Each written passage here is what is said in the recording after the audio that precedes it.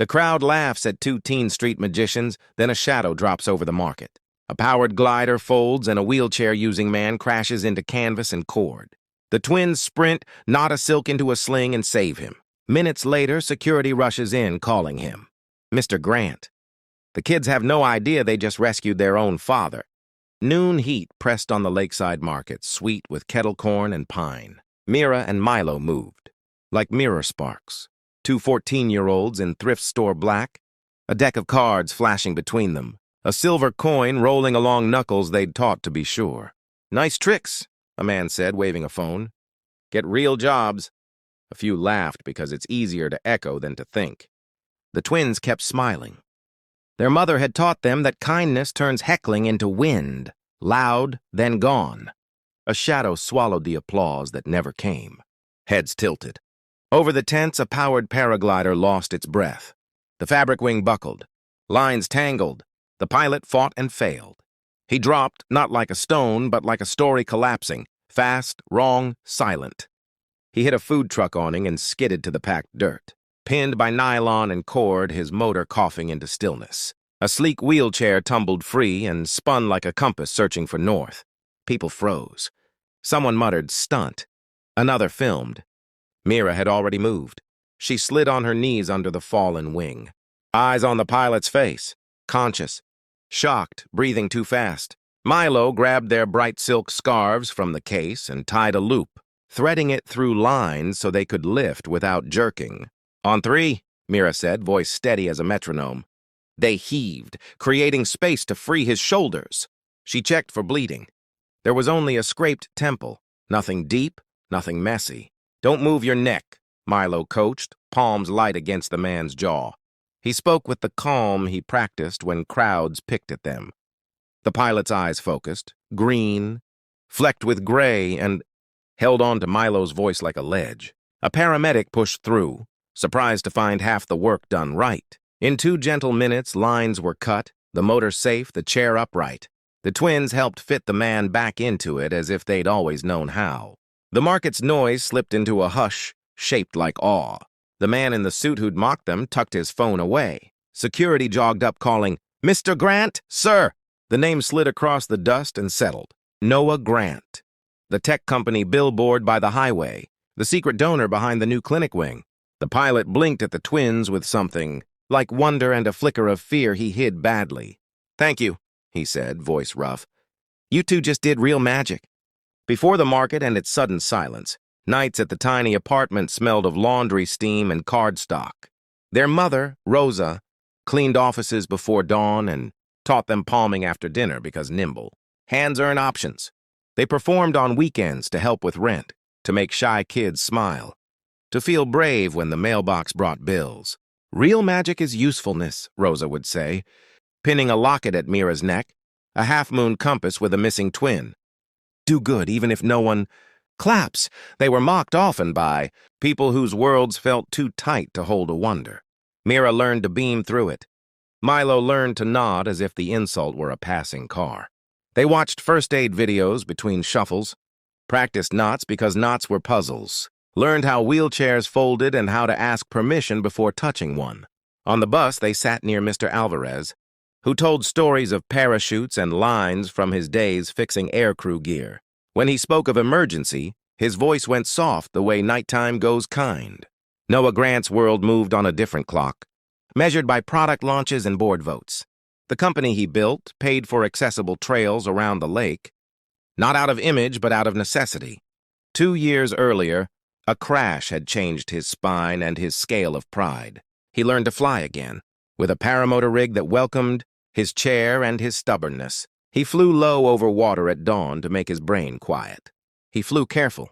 Today, a sudden crosswind taught him even careful people fall. He had another quiet life, too, one he didn't tweet, a search that stalled before it started. Years back, he loved a woman named Rosa like sunrise and then lost her to a move he didn't understand. A letter came to the wrong address. A number changed. Time slipped. The only thing he kept was a half-moon locket with a compass rose, a twinned gift split, with a promise to find our way. He wore his half-tucked undershirts like a secret. In the market, as paramedics checked pupils and pulses, Mira bent to collect a coin that had skittered from under the wheelchair. She held it up, a silver $half scratched in the same crescent pattern she and Milo used to practice misdirection. Noah's breath caught. He reached toward his collar, then stopped, deciding to let the moment be a moment instead of a thunderclap. He asked the twins their names. When he heard Mira and Milo, his eyes changed. Names can open doors, memory keeps locked. At the clinic, Noah signed forms with a hand that shook less from pain than from proximity to a thought too big to hold. The twins refused to leave until the doctor said he was only bruised. "We can take you home," Mira offered without drama. "Your chair won't fit in most cars." It was practical, not presumptuous. Noah's security chief started to object and then read his boss's face, which said, "Let this happen." Their apartment was 3 flights up with a lift that worked when it felt like it. Today it felt generous. The twins' living room was a museum of humble pride. Thrift store couch tucked in tight, a plant named after a magician, a shelf of knotted ropes and books. Rosa came in from the hallway, carrying a bag of groceries and tired, joy in her shoulders.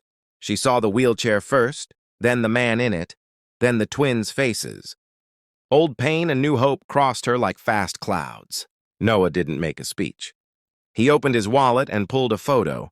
Worn at the edges, a younger Rosa in sunlight, hair caught by wind, a half-moon locket on her throat. Rosa's hand went to her own neck by instinct.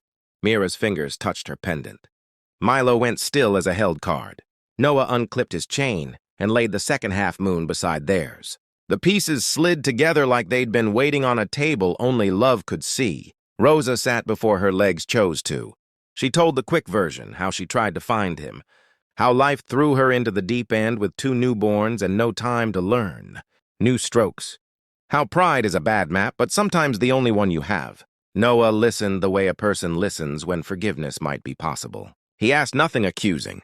He offered one apology that sounded like truth. "I didn't look hard enough. I'm sorry." The room held its breath, and then released it as if someone had opened a window. Milo fetched bowls while pretending not to cry. Mira brewed tea the way Rosa liked, strong and sweet. Noah rolled to the window and studied the view. Rooftops, laundry like flags, a slice of blue lake. He turned back to the family that might be his, and said the line that reset the ground. Under all of them, "If you let me, I'd like to earn a seat at this table." News of the market rescue traveled before the day finished.